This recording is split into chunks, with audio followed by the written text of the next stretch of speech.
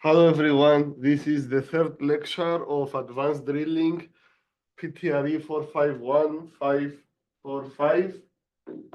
Today we should wrap up Module 0. We have a couple of slides more to see, which is an overview. And then we'll start with Module 1, which is basically the technical content of the class. The content that you will be tested on. Yeah, module 1 will be a long one. I think it's 104 slides. And the people who did not take any preliminary drilling course, like I guess the graduate students who did not take any other drilling course before, those who came from different backgrounds, etc., I want you to pay special attention to this first module because these are the basics. And oops, there's a fitting here. These are the basics, and these are the things that you should already know. So if you're gonna be learning them now, so it's gonna be learning them on a fast pace. Yeah, okay. So last time we saw a movie, and I'm sorry I was lost at some point, and there was some issue with the disconnection, and then we connected again. And to be honest, Zoom did connect and started recording again automatically. I didn't really watch the video to see what happened, but I know that from the video that we were watching, the sound wasn't coming through. So I have the link available for people who missed it to watch it from YouTube at home. The video that we watched, the episode, the 45-minute episode of oil firefighting. So today we'll proceed with things that where we stopped before we started watching the movie, which is I was taking you through a old paper of mine that was basically discussing realities of the modern day world in regards to petroleum engineering, in particular petroleum engineering education. We said that when the price of oil goes down, people are talking about the future of petroleum engineering more and more. We tried to put together some stuff like the fact that we are not running out of oil or hydrocarbons, the fact that there is no alternatives to hydrocarbon forms of energy in the foreseeable future. Then we talk about some situations that take place in the US that made it to be in the current chronic socioeconomic decline. And we said that in the US, and that's a proxy to the Western world, it used to be, the goal was to become more and more wealthy, as I guess the normal goal. And then suddenly, and we're becoming more and more wealthy by emitting CO2. And then the goal became to reduce CO2. So it became, okay, we reduce CO2, but that's at an expense at our well-being, basically. The way of living is not as good as it was. Maybe it's good compared to some places, but it's not really what it used to be, relatively speaking. And then we talked about a conservation, and this is basically a keyword, conservation. Many people use it when they want to talk about efficiency, want to become more efficient to save more. If we become more efficient in energy, we'll be using less energy. But this is not the case, and we discuss about Jevons paradox, which is basically what explains it using basic human behavior, that when you become more efficient at using something, especially a commodity like oil, you do not end up using less. You actually use more of it. Now the fifth module, two is now we're getting into up to number 4. It was stuff that affect petroleum engineering from the outside. Now we start looking at 2 things that affect petroleum engineering from the inside. The first one is geologic carbon storage is an unrealistic proposition for dealing with anthropogenic emissions. There is a lot of work, and the science behind is fairly simple. If you do it, basically the problem of injecting CO2 in a closed underground volume will be injecting fluid in a tank, basically. And if you do the simulation, which is not hard, you can actually do analytically a simple version of those problems. You will see that the amount that stays stored underground is minuscule and does not make sense for basically dealing with the anthropogenic emissions, which are a tremendous amount. It won't help you. And then there is the people who say, okay, when we do EOR, some of the CO2 that we use will remain underground forever, basically. So that could be a good mode of dealing with CO2 emissions, but again, this is not the case. It's something that does not scale. It's a minuscule amount. In fact, for the first bullet point, now that I remember, a proper estimation says that if you do it properly, for the amount of CO2 that a coal power plant would produce in its 30-year life, it would be, you need something like the area of a small US state, like Vermont or something like that, to store it underground. So it really doesn't make sense. I mean, people like to investigate it, but because there is a lot of money, there is a lot of grants available for it. But you have to remember that if you deal with that, I mean, once the fashion goes away, if the government stops spending money on this and prefers doing something else, it's like a house of cards. It will just collapse. It's not a market-based sort of theme.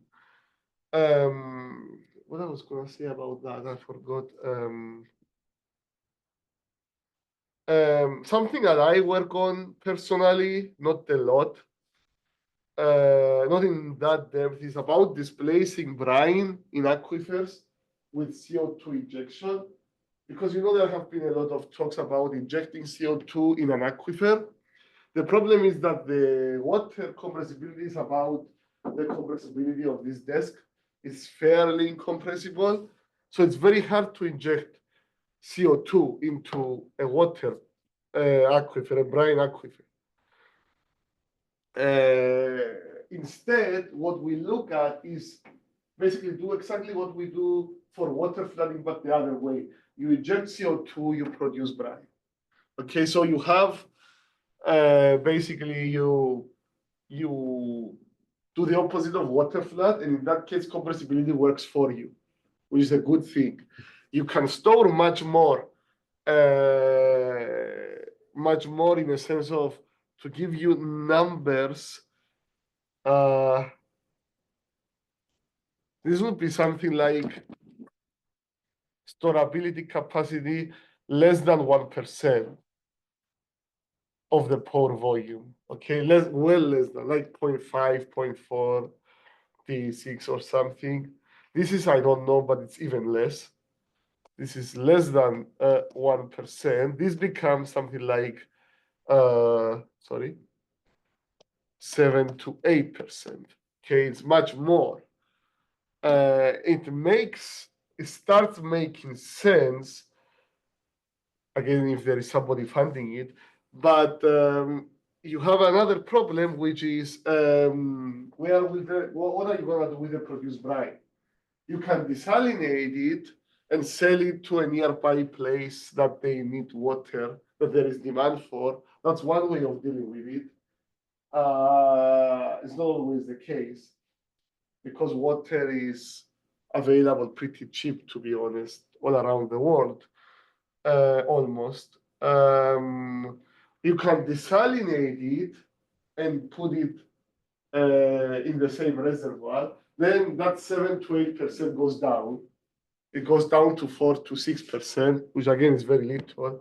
Or you can drive it or pipeline it somewhere else and inject it into an underground formation that is porous.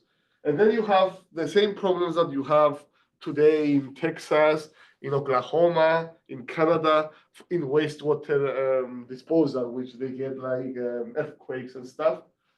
In fact, Zobak wrote a paper. Zobak is like a big geomechanics professor from Stanford. He wrote a paper on the first bullet point saying that it cannot be done without causing earthquakes. You will always have a problems of induced seismicity if you do it right. So I was surprised myself too. I mean, actually, I find that you get wellbore integrity compromised before you get earthquakes for this case. But I mean, again, it's like you are pumping down. Basically, the idea is that you are injecting and the pressure goes up. Then you need to inject at a higher pressure. You bring a bigger compressor, right? Then a bigger pressure, you need a bigger compressor. And then you need to inject at such a high pressure that you don't have any compressor yet. But then other things start happening. Your cement is cracking, you have earthquakes, etc., etc. Can I quickly ask a question? Yes, of course. Are you trying to say that there has not been any feed injection of CO2 storage? There has not been any feed, like pilot CO2 capture and storage. Yeah, I will show some plot. Is there any feed application at all? There is no feed, as in like maybe it has been done real life, whereby they capture carbon and store it underground. Well, there have been attempts done in North Sea, the Sleipner field, but there is a lot of evidence that there they have leakage. And then you will see now in the next plot that IEA put together. So basically, this chart is basically, okay, if you want to get to net zero by 2050, this is where you need to be by 2030, okay? And now it's 2025. This was 2023 when it came out. They have, from that amount, only 21% that they worked on. And from that 21% that they worked on, only 3%, the blue, is actually operating. So it's very, very little. 1% is under construction.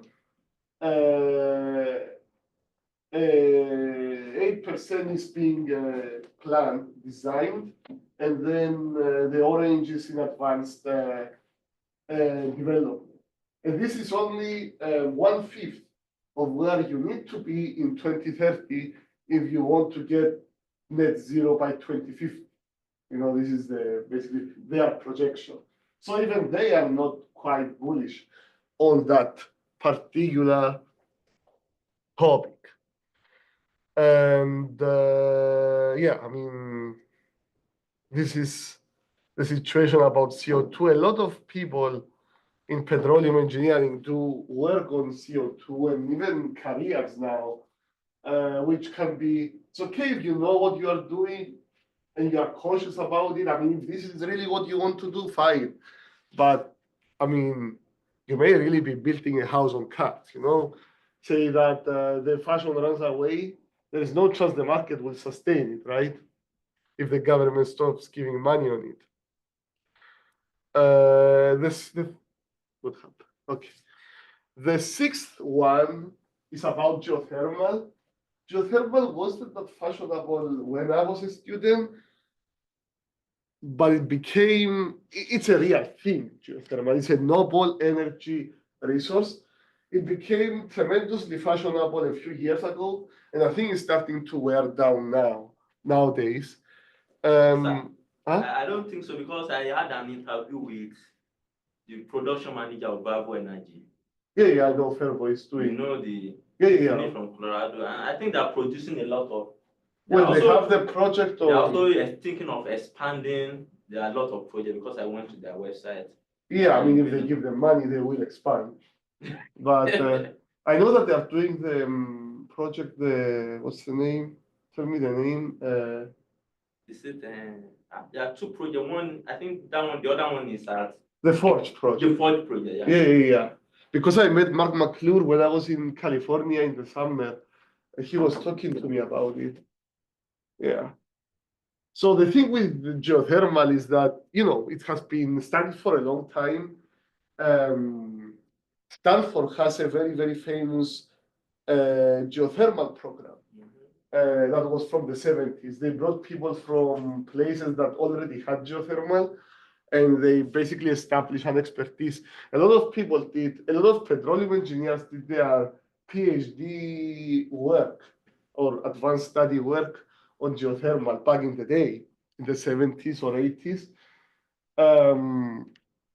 And again, it's how do you call it? It's a noble energy source, but there are similarities with petroleum engineering. Remember when the president of SP came over and he said that you drill two wells, one for injection, one for production, and you fracture between them. And then you inject cold water from one well and you produce hot water, you pass it through the hot rock, and you produce the hot water from the other well, and you either turn a turbine or you gather the energy somehow, and you do it, and you harness the energy and you exploit this resource. The problem is, yeah, that's the case with the two wells. It used to be like this, two vertical wells. Now it's two horizontal wells fractured in between. The problem is that this is a resource that you either have or you don't have. It's not available everywhere.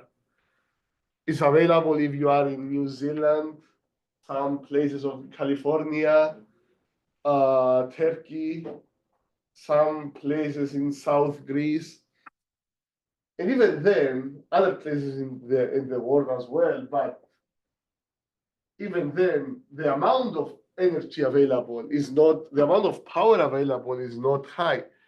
The coal power plant that we talked about in the previous slide, on average, can do 500 megawatt. This project, I know they say big numbers like 10 megawatt and stuff, but realistically, they start at 5 megawatt, and then the temperature difference between the injector well and the production well starts decreasing. Same way, in fact, with the same mathematical laws as the pressure changes when you are between normal wells. It's the same mathematical laws. You have a temperature drawdown, just like you have a pressure drawdown for the wells. And at some point, they become roughly equal. And you are producing about 2 megawatt, which is minuscule. And then what you do is that you have to turn off the project, leave it there for, I don't know, 30 years or something. Then the pressure of the rock, the temperature of the rock will go up. And then you have that, you can start again. That's why they call it renewable, but it's not truly renewable. It's renewable in the grand scheme of things, but for practical purposes, it's not really renewable. But again, it's a good energy source. We cannot build more mountains. And what I was having here, yeah, it's very niche. I was going to say something about the last time when I say 500 megawatt of coal power plant, the last power plant built in the US was in 1976. The last new coal-fired power plant that was built in the US was 1976 outside Houma, Louisiana, I think. These days, you can easily make an 800 megawatt power plant. It's just going to cost more, but to make you understand of the differences. And I know there are people in the excited people in petroleum engineering that they make some wells that they're going to be producing from 300 Celsius, basically geothermal, and then they use economics of normal oil and gas wells, and they somehow make some big numbers. But I mean, that is ridiculous. Even geothermal people are saying that this does not make sense. I mean, It's very, very unrealistic. They want to do it in sedimentary rock, which is less hot than the igneous rock, and they use temperatures that are higher, and then they use cost for the well. But by the way, if you are going to drill in 300 degrees Celsius, you know the casing that you are going to use is not going to be the same, right? The cement you are going to use is not going to be the same, etc., etc. In fact, I'm writing a paper now that looks at the thermal impacts of the on the wellbore integrity, and temperature can make a difference if it's that high. Temperature differences, because on one well you are injecting cold into hot, the other well you are doing basically the opposite. You are producing hot, so you have exactly the different stresses. So that's about non-oil and gas fashions, truism number 5 and 6. Now we are narrowing down. Truism number 7, that's something that I have for, like, not a motto, like a statement that I like making, is that interdisciplinarism breeds mediocrity. And this is very much a US thing. It's like people like to be a little bit of a lot of stuff rather than being good on their own stuff. And there is sort of excitement curve. How do you call it? Everything is a learning curve, for every topic. It's a learning curve. And the more time you spend, expertise, the more expert you become. But if you are here, you don't know a lot about the topic, and you learn more and more, faster and faster and faster. You learn more and more and more and more.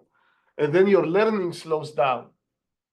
And then when you are here, you are beyond the PhD level on that topic, and you make gains, but you need a lot of work to make, a lot of time and resource, I guess, and could be money, to learn, make advancements on a topic. The problem is that when you are low here, the excitement is high. You like it. Then if you are, by the point that you are here, you have spent like 5 years plus working on something, you know it very well, but you are not particularly excited. People like to stay up to here, go up to here, and then jump on another curve. Get here, like from here, get here. Because they find excitement and enthusiasm. They are driven by excitement and enthusiasm. Unfortunately, this is not how you become good at something. Retention matters. You want to grow roots in your field. You want to be good at something. So you need to spend time at that thing, okay?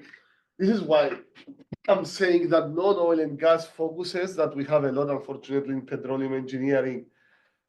They dilute the domain expertise. You come to school to do petroleum engineering to learn how to be good at a certain amount of jobs that involve upstream oil and gas. It would be a good idea if you get a job in Wall Street doing finance. In fact, Wall Street employs a lot of geologists. It would be okay if you get a job at NASA doing atmospheric modeling, but it won't be the bottom line. It won't be the majority of you. We want to make you guys become good at the relevant jobs. It would be a failure for us, not when you lose a job to a Wall Street person, but when you lose a job in Williston or in the office in Denver to somebody who did not go to do petroleum engineering. So interdisciplinarism, completeness on all fronts, is what we are going after. That's why when you do comprehensive exams in petroleum engineering for PhD, we ask questions about, we can ask questions on any this sub-discipline of petroleum engineering. Your project may be in reservoir, we can ask questions on completions because you need to know about completions. We can ask questions about drilling because you need to know about drilling. And we need completeness on all fronts. And you will see places like non-Western places, mostly third world places. They arrange their education such that they make workers, okay? They go there, they teach you this kind of cement, you use it for this kind of thing, you use it for this. We have this tool, its name is this is what you use it for, this is how you use it, etc., etc. It's very good if you are gonna go straight to the field for a specific job, but it's not teaching you how these things work, the principle that they are working, etc., etc. And this is what we are trying here to fix. There is a shift when you come to there is a shift towards the fundamentals. We are going to see them in the next slide. You need to be able to understand. You don't need to know how to use a reservoir simulator. You need to know how to build a reservoir simulator, to know how it works, the principles it works. Because as an old professor was saying from Texas, Larry Lake, he's a member of the National Academy of Engineering. In 50 years' time, PTRE won't be around, at least in its current form. It might be a better version of PTRE later on. But the second law of thermodynamics will be there, right? So you need to know how to master it so that you are gonna be able to do good things with it. So there was a paper in the Way Ahead magazine article who attempted to divide petroleum engineering into 16 subdisciplines and 16 subdisciplines, and then they made 8 pairings of those subdisciplines, and they arranged them in a certain way that they show up in operation. So petroleum, geology and petrophysics, drilling and well completions, formation evaluation and geostatistics, production engineering and artificial lift, geomechanics and hydraulic fracturing, reservoir engineering and modeling, thermodynamics and EOR, surface facilities, and petroleum economics. So you need to be good at all this to be good at your job, regardless of what your research is on, regardless of, you need to be comfortable. Like I say to people, if I'm drunk and you wake me up at night and you stick a well lock on my face, I should be able to tell you where an oil sand is located, right? Even though I only took an undergrad course on well logging 12 years ago, 13 years ago. And that's a general problem that we have in this side of the world, is that often fundamental petroleum engineering courses are taught by people who do not have expertise in those. They have expertise in minor overlaps. And this is not necessarily the case with us here, but it's more of a general from petroleum engineering. So in the US. So truism number 8, this is one of my mottos for education: basics before the fundamentals, to create a competitive advantage for petroleum engineering graduates. This competitive advantage is what we are going after.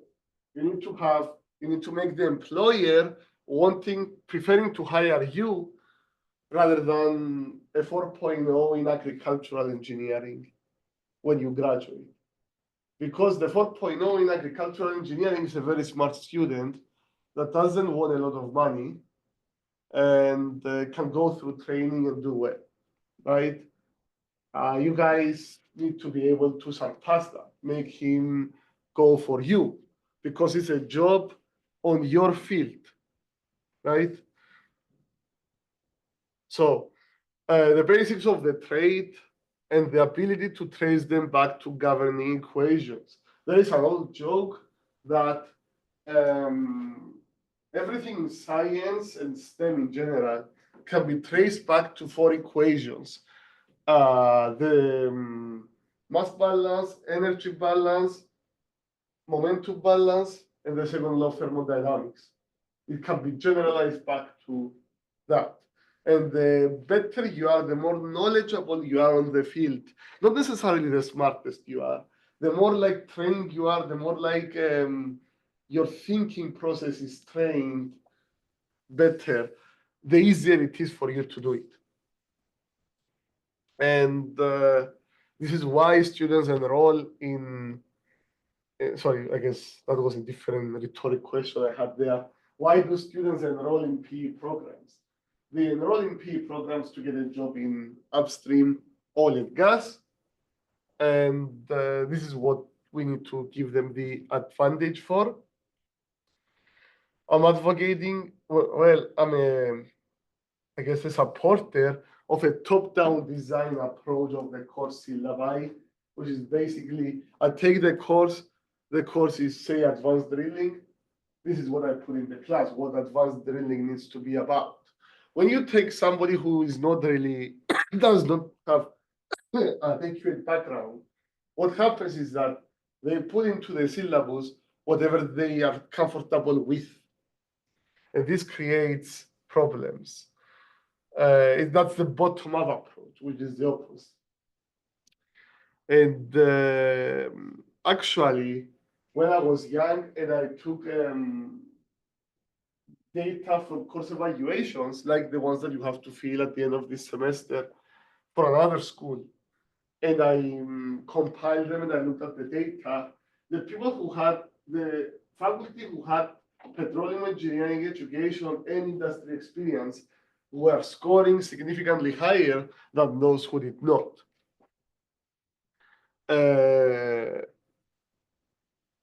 And of course, the numbers, it depends on the sampling, et cetera, et cetera. And you know, some schools, they tend to employ a lot of people without petroleum engineering background, and it's a big issue. Even people who, until the age of, I met people who they would brag that by the age of 28, they didn't even like oil and gas. And then suddenly they saw an opportunity because there were a lot of students coming in, the price of oil was high, and they said, oh, why not, me too. And then they apply, they get the job, and they are stuck there for 20 years. I mean, it's ridiculous. I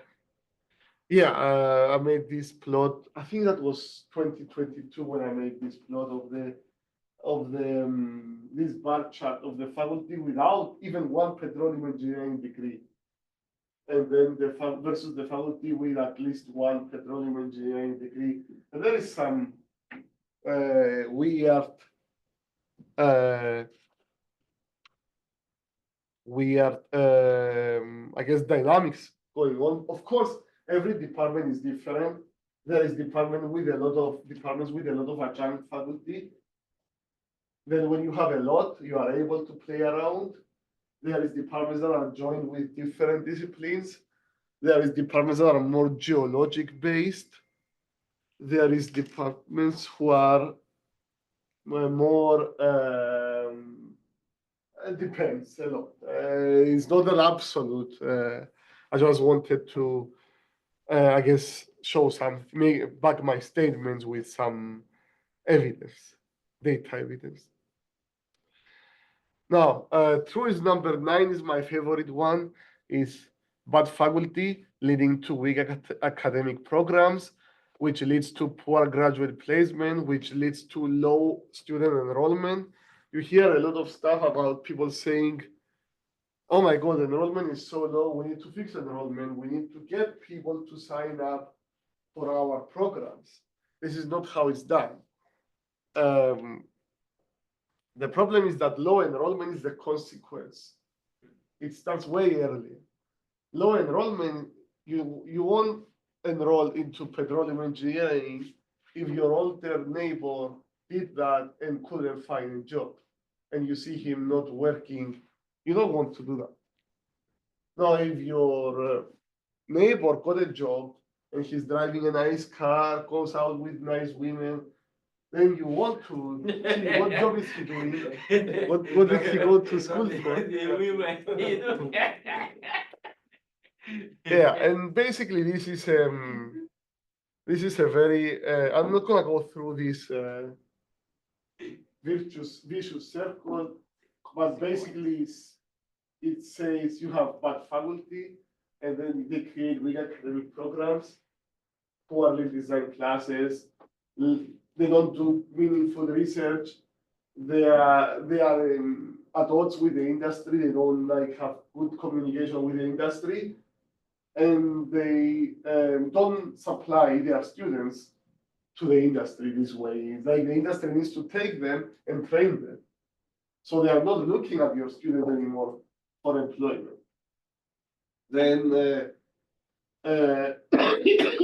because the students are not very strong on what they need to be, they have trouble getting job in the market, and especially for foreign students in particular. And these foreign students are important because they're supposed to be facilitators of technology transfer to their native countries. And this is a big opportunity missed. And they require, of course, entry-level training. And the result is low enrollment. And then we have those articles that I mentioned before, that why is this the end of petroleum engineering, etc., etc. So it comes full circle to the other one. We are gonna see in module 1 why technology in regards to upstream oil and gas is more developed in the US than other places. There is reasons for that, and it has to do with the way the leasing is done. It allowed, it encouraged oil and gas activity. Because of that, like when you drill like, I don't know, on average, one well you drill abroad, you drill 10 or 20 here in the US. So the technology in the US has evolved a lot faster than other places. That's why it became the citadel of petroleum technology, especially upstream petroleum technology. So when you come here to the US, you are learning from the best. So when you go back to your countries, you can bring them expertise that they haven't seen before, and help your country come out of a certain adverse conditions. And finally, number 10, petroleum engineers need a strong community. We should be optimistic about the future of petroleum engineering, but we are not because of what's happening. Our focus should be on relevant E&P matters. This is where our interests lie. Some people like hearing what they hear on TV, and they find opportunities to repeat them in different places to get attention, but this is actually a little bit self-serving, but is causing a lot of damage. And foreign students have problems, and they are vital for technology transfer. In the very American, they say, somebody said once that the oil and gas industry is the most American thing there is. More American than the computer science business of Bill Gates and this kind of stuff. So, because what was it? It was somebody, he wrote a book. He was a foreign guy in America. He wrote a book into his native language, and they brought a guy that was like, how do you say, the ones that they have a very high IQ. They are well known, like a mathematician, Mensa guy, to give a review of the book. And the guy said, the book is... Warframe? Huh? Warframe Alpha? No, that's no, the organization, Mensa, MENSA, where the people of high IQ. Mensa. Yeah. Yeah. And the guy said, this book is bad because it's an American book. And the author responded, and he said, no, it's not an American book. It's an international book, he said. but I can tell you why you think it's American book. You think it's an American book because the technology the technology related to the oil and gas exploration and production, the upstream petroleum industry has been developed in the US because it was basically very high activity. And therefore it makes us people who are very much into this stuff look very Americans to the people back at home, you know? He explained it to that very well. And unfortunately, they took the video down. It was on YouTube. And I really enjoyed watching it. But yeah. And of course, we need to remember that as petroleum engineers, we should be serving the discipline and not vice versa. That means when we retire and check out, we need to, the worst thing that can happen is that we'll be producing more and more oil and gas than ever, and there will be no petroleum engineering as a discipline. So we need to help save it. And that's about module 0. The paper is, I have the papers at the back of that slides. They are available for you to read them if you want. But I'm curious. Yeah. If there's no longer petroleum engineering, how will the industry survive? Well, there will be people from outside coming in, just like now. Like it will be easier if it's easier for a mechanical engineer to get trained. I think the industry too should be blamed because back in Nigeria, they will. Why should I need to study petroleum engineer when you can hire a mechanical engineer to do my job? Yeah, exactly. So it just doesn't make any sense. So it needs to be made to. It needs to be made to make sense, right? It needs to be the education in petroleum engineering needs to be reformed such that there's an advantage if you go and study. What's my advantage over those guys coming? Exactly. Exactly. It needs to be. And I can't go and compete in their area. Yeah.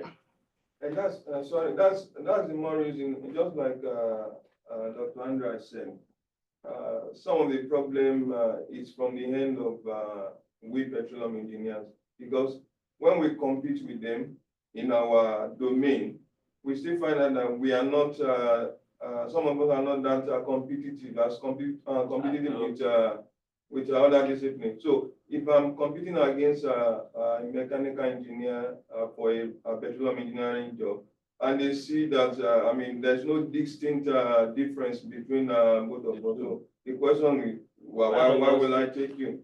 Yeah, I mean, but that's the consequence, right? And we need to fix that. They need to fix that in house. From in advance, like what they learn, etc., etc. And there are several ways we can go about fixing it. It's gonna take a while. Probably might not even be done in this generation, but it would be ridiculous if we end up losing petroleum engineering because anyway. I mean, it's certainly not our fault, right?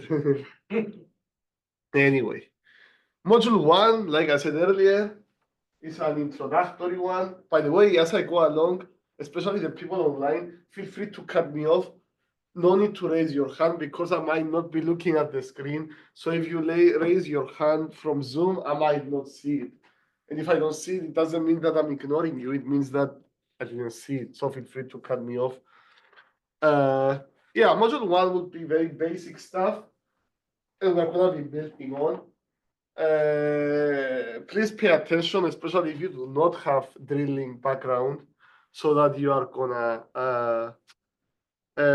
don't fall down basically as we go along. Ask questions if you have any question. Yeah, it shouldn't be. It's a lot of stuff, but it's not terrible. It's not that bad. Don't worry. So let's start. Oh, we are going to start by looking at some things from this book. And I know that this book is very hard to find online. And it's a very good book. It's a very good book, especially for Pedro Ball. I know a lot of questions from the regional qualifier stuff come from that book. And I know the reason why, but I'm not gonna go over that because it's really brings me negative experiences. But yeah, this is a very good book. It's not technical heavy. It has all the aspects of petroleum, but it doesn't go through mathematics and stuff. So if you read this book and you become proficient at it, well, you are good before the math starts, you know. So I have some information for that. So mineral rights and leasing in the US. There are 4 types of mineral ownership in the US. And mineral ownership, that means oil, gas, water, underground.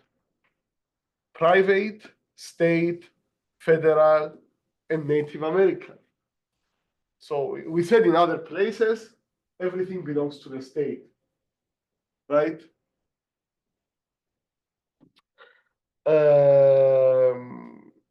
Yeah. Since 1875, the courts no longer litigate property owner mineral rights. The person who drilled the well was determined to be the legal owner, and this results in rule of capture, which is derived from a very, very famous British law that Nigeria also has because they were a British colony. Offset drilling rule. Now, these rules, these laws, they both mean the same thing, but from a different perspective. Rule of capture says I drill a well on my property and I produce oil from Roxxon's property. One rule says it's allowed. The oil that I produce, even if it's coming from Roxxon's property, it's my oil. Okay, it was produced from my well, it's my oil. Okay, and he can prove it geologically that it's his oil, but still legally it belongs to me. The second one, offset drilling rule, that's basically what says that he cannot do anything to me about the oil that I'm producing. Right? One says that the oil I produce is mine, the other one says that he cannot do it. So he cannot do anything. So these laws together do one thing. They promote drilling activity. It encourages you to drill. Okay? If you think you are sitting on some oil, you don't want to wait. You want to produce it now. Right? Before Roxxon produces it or somebody else, right? So it encouraged drilling activity. That's where the technology comes. So, Yeah. so if I get these two rules, a rule of capture and then the offset drilling rule. So assuming I bought my property. Yeah. Right. And in my property, there's some oil, right? Property that I bought. Well, you need to have the mineral rights of that property too. So you may buy the land, but you don't own the rights. Whether there is mineral inside or because it's not added to the contract when I was buying the property, right? Well, you need to make sure that it's part of. So which of them that, so is it the rule of capture? We always in Ghana, we also being colonized by the British, we always call it state capture, like individuals capture the properties of the state to their own benefit. So we call it state capture. No, that's different. Yeah. So is it that you have your you bought the property, but you don't have a mineral right to that property, and you came there and then drilled and then find oil inside. Yeah. The oil belongs to you, right? Yeah, it's my well, it's my oil. Yeah. But it's my property, the area that I have bought. You can't just come and be drilling or exploring the. No, I drill a well on my lease. Okay. But I'm producing well that is under your. Okay, in my property. In your property. Okay, and you know it, but basically you cannot do anything about it. But in everywhere other than the US, it's always like this because yes, you have land, but underneath the mineral rights belong to the government. Yeah. So it's always the case that you said that. But if you watch the movie, there will be blood. I don't want to spoil it for you because it's a good movie. There is a scene at the end when it starts when it's 1920s, and there is a lot of prosperity in the US, in California. And there is a driller who goes around with his son and makes leases, gathers people, drills wells and stuff. And somebody tells him, drill here, there would be oil. He drills, he finds oil. Then a few years later, he tries to drill somewhere else. The guy doesn't let him because they have money. Times are good. He was a priest. And then the guy says, after a few years, towards the end of 1920s, 1930s were terrible for the US because there was what we call the Great Depression. Things started going down. And this guy went back and said, please drill in my area, there will be oil. And he said, oh, I already drilled in that area. He said, no, you didn't drill. No, I drilled, he said. From another. And then he says, you don't understand that if you sit there and you hold a milkshake, and if my straw is long enough to make it to you, I basically drink your milkshake. Yeah. Yeah, that's the last scene, I think. Yeah, so the rule of capture is the one that, okay, somebody is drill a well and then like you use that the movie example and then you know what distance and then it's producing from your property, but you are not aware. Is that one for the rule of capture? And Well, the rule of capture is the one that allows the driller, the owner of the well, that belongs to him. It protects the owner of the well. The second one prevents anybody else to say, hey, it's my oil, you need to give me money if you are not on the list, for instance. Okay. It's the same law, it's just two different perspectives. It is from two different sides. One says, what I produce is mine. The other one says, if you produce what is mine, you cannot do anything about it, basically. It protects the driller, the owner of the well, basically. So, in real life, it's much more complicated. And also in the US, because of this, the leasing is more complicated. You have approximately 2/3 of the land being privately owned. Sometimes there are multiple owners in a single property. State laws preside. There is also different in Texas than Louisiana, etc., etc. First of all, in Texas, they have common law, which is what we have in our countries that are from the British common law. In Louisiana, there is the French thing. So it's very different. An example now. Landowners, you have landowners, there is the mineral deed versus the lease. Deed is basically the title, okay? The document that you need to get together and put together, basically. Mineral estate and surface owners, which is the dominant estate. There is a lot of argument between those two, especially if they are not the same person. Like you may own the land, but the lease was given to somebody else who wants to drill. He has the right to bring in a well in your backyard and start drilling for something that won't go to you. But you also have the right for peace and quiet. So you may want to, you don't want him there, but he wants to be there. He has the right to be there, but you also have the right for peace and quiet, right? So a lot of stuff going on. Yeah. So the backyard that you're talking about here, it means that if I'm the owner of the land, the Yeah. lease, So, and then you come to drill, okay, yes. The only thing is that, yes, you are drilling not in the surface of the lease of the land that belongs to me, No, but I am. you are drilling, let's say this is the boundary, and then this is my hole, and then you come and drill here. No, I can come to your land. I have a right to come to your land and make an operation, provided that I don't disturb your peace too much. And because I need to, what is under your land is mine, and I have to produce it. So, but you are drilling from my land from the surface down before. Yeah. But you are coming to. So they will make a compromise, basically. Uh-huh.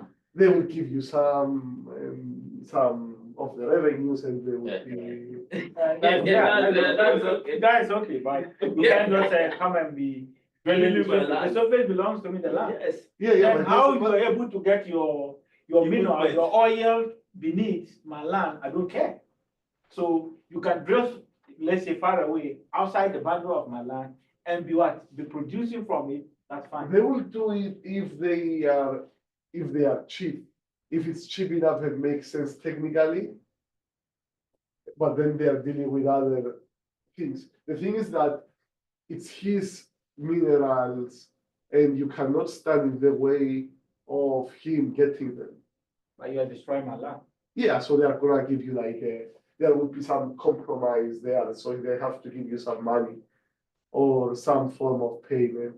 It's gonna be an agreement between, and if there is no agreement, it's gonna go to the court of law, and the court of law will basically, it's gonna impose something like this.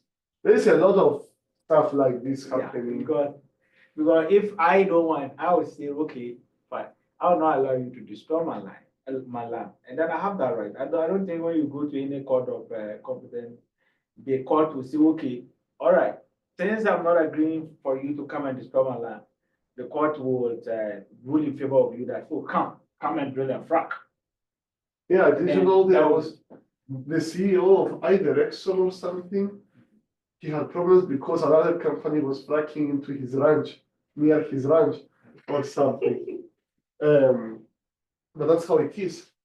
That's the law. You have to, because of, it's called the severance. That means differentiation between the mineral rights and the land rights. Yeah, I mean, the best thing is you have the land, you also have the mineral rights. Yeah. That would be the best.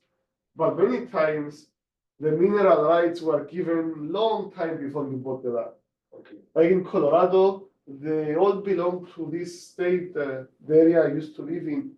The mineral rights belong to the equivalent of the Texas Railroad Commission in Colorado. And I remember hearing people saying, oh, they were surprised after they bought the house, then they realized that the mineral rights don't belong to them. It's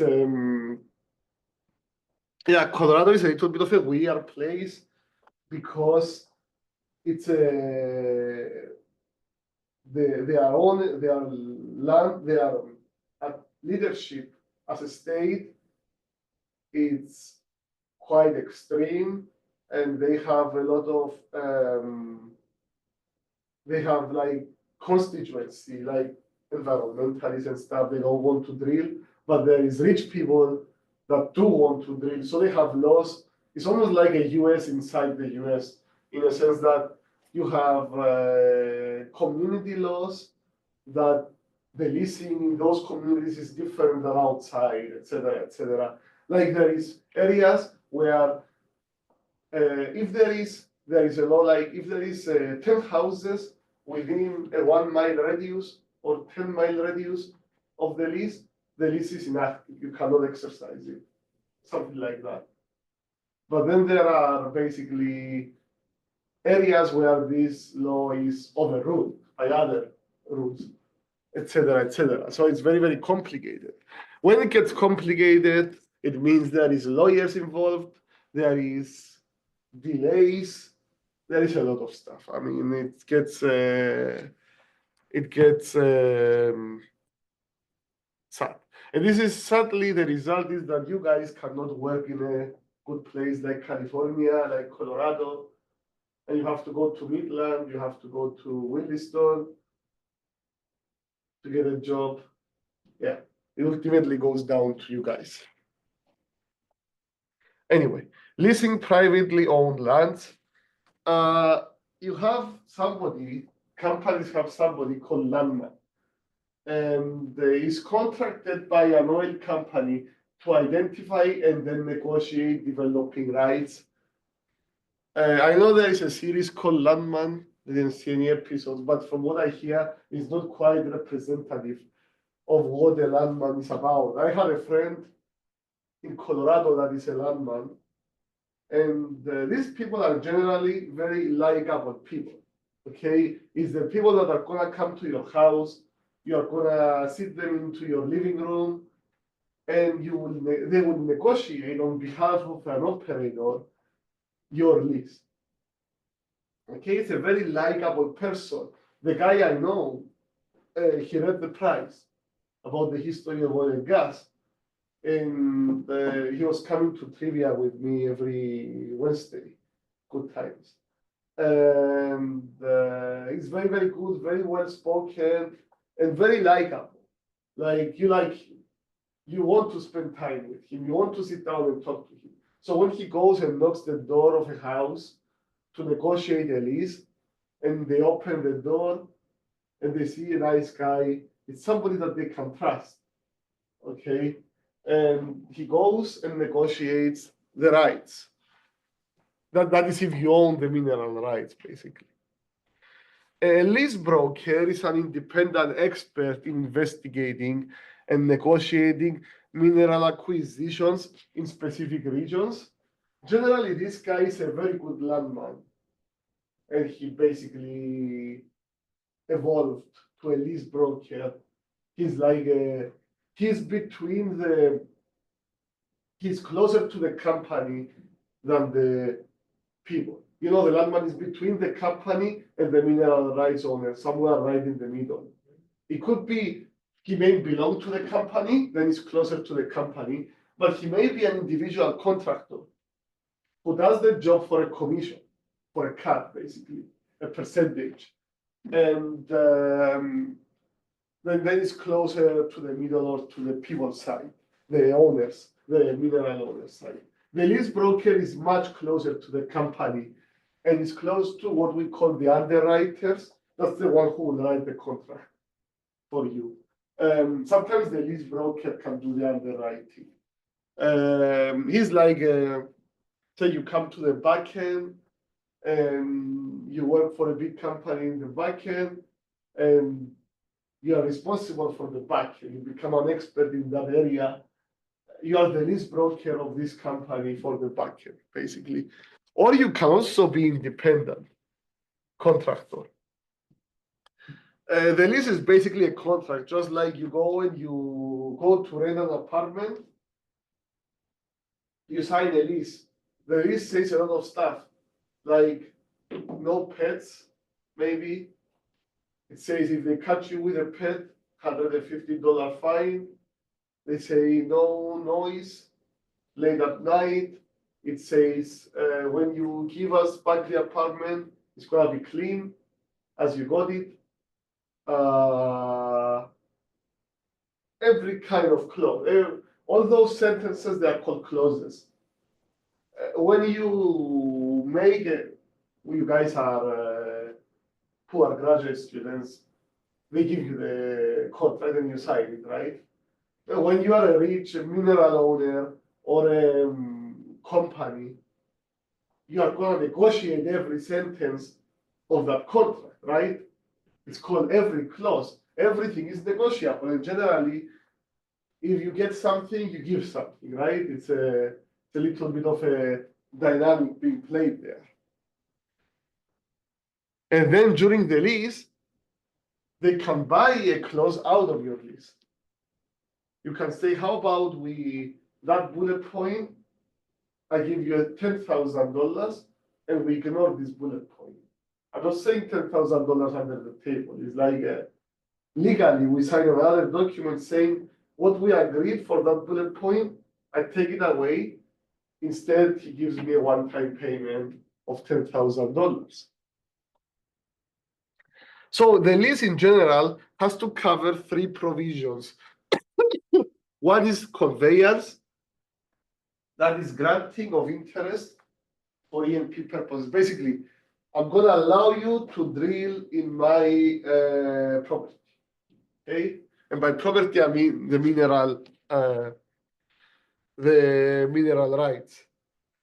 Term, that has to do with time, for how long, for when. And the third one is royalty. That means how are we going to split the money? Everyone is a category of its own, okay? We need to discuss the conveyance, we need to discuss the term, we need to discuss the royalty.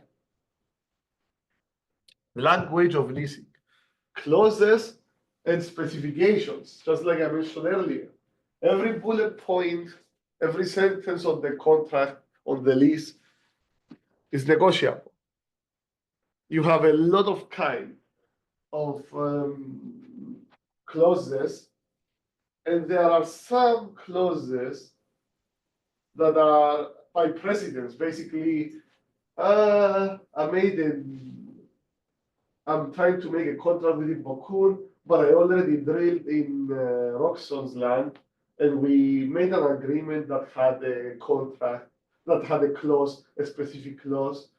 You guys are close to each other, so you trust each other, and I'm close to him, so there is sort of a relationship as well between me and you. And then you are like, okay, when we use the same clause that we use in that, it becomes like it's like a template. Like you learn how to do it, and it works, and then sort of goes around. And sometimes these clauses, they get named from the first time they were used. Like it would be the Roxon clause in that case. Granting clause, I give some examples here. Transfers the mineral interest from the lessor. Yeah, lessor is the mineral rights owner. The lessee is the company. Consideration is the benefit to the lessor. Generally speaking, in the US, the lessor will get 20 to 25% of the revenues, and it's going to bear 0% of the cost. The lessee is going to get 70 to 75% of the revenue, and and it's going to bear 100% of the cost, the working interest, as we call it. The division, the share of the cost is the working interest. The share of the revenue is the net revenue interest. Now there is a 5% that is an iffy. That 5% is the override interest.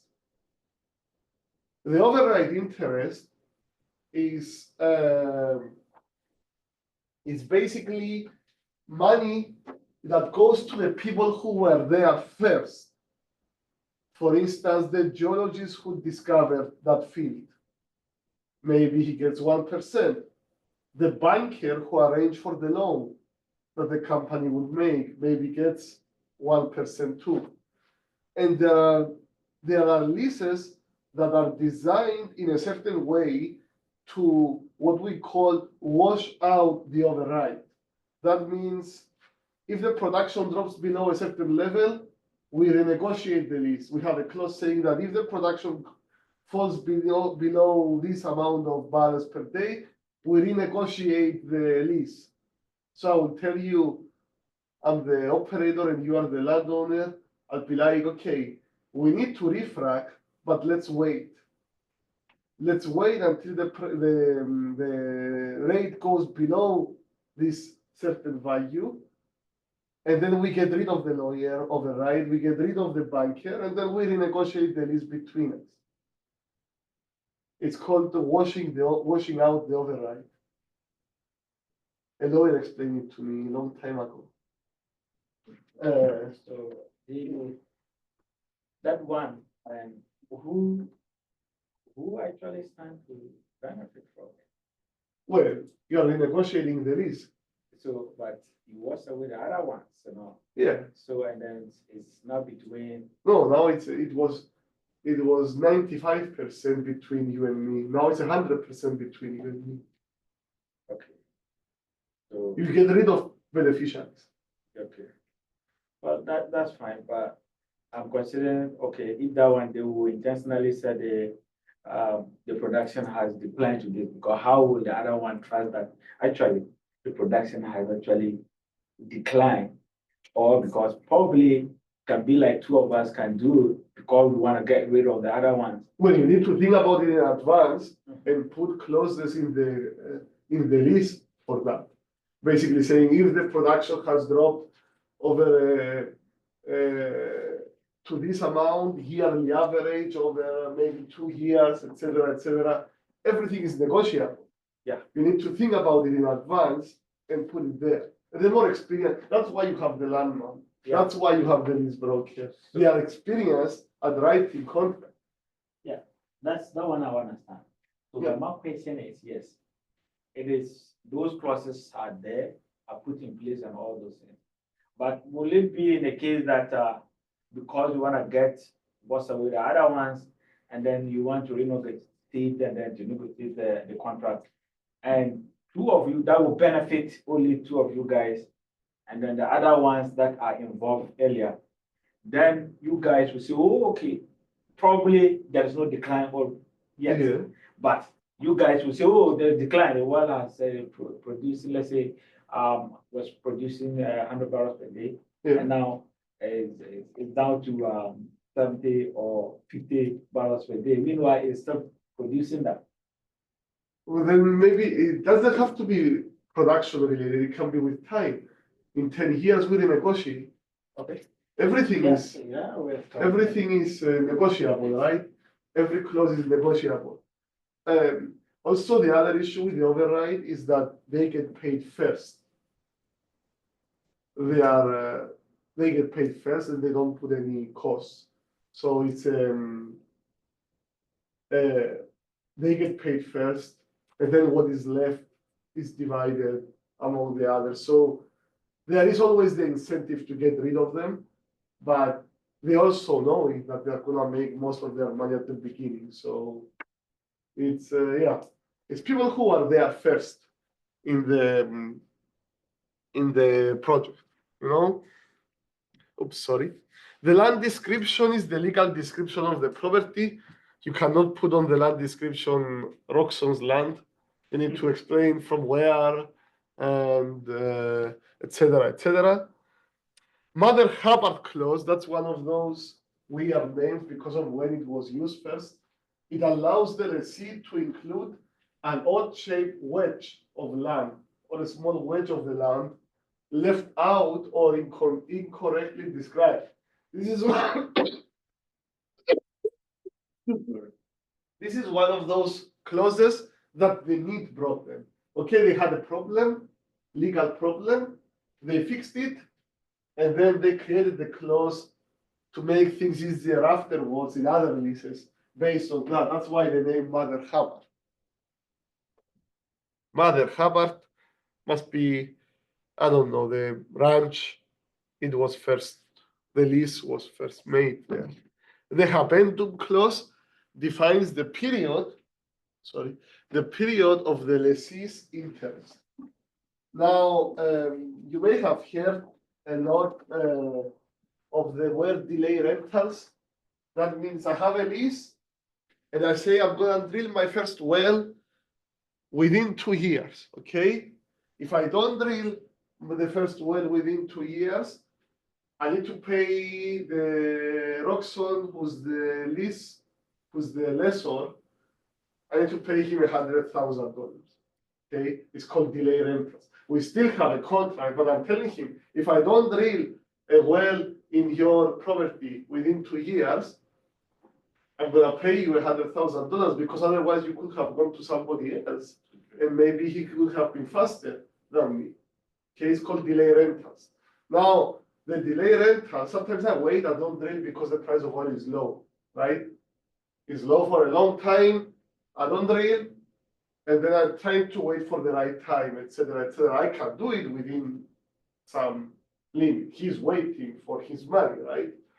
Now there might be a war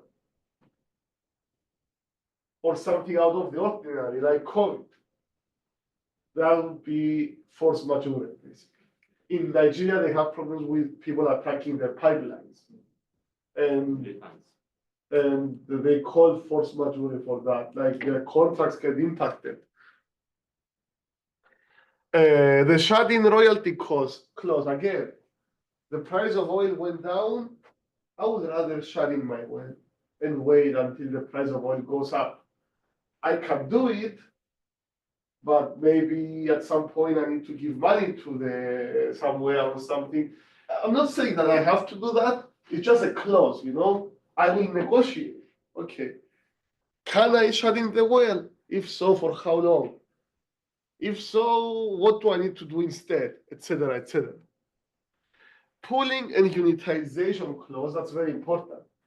Because every reservoir engineer agrees, in the world will agree that I'll finish this and get out. Agree that if you two have the same, all three of you have property in the same reservoir, it would be better be produced if we put them together and make one plan for the whole field, right? Rather than each one on its own. Okay, so that forces us, it forces you three to want to negotiate, and me, the operator, as well. It's the equivalent of the eminent domain law for the road. That's why the highway doesn't go like this. Because there is a law that says that if your property is can be given to the government for the benefit, if you need to sell your property for the benefit of the community, you have to sell your property to the benefit of the community, because the benefit of the community is more important than the benefit of you as an individual. So basically, it's that's why there is a lot of when the government wants to build a road or something, there is people complaining until the government gives them more money to shut them up, basically, etc., etc. Same thing with the reservoirs. You want to produce them together because it's gonna be a better deal. Yeah. Thank you very much. I will see you guys on Thursday. Yeah. Yeah. Yeah, when the last utilization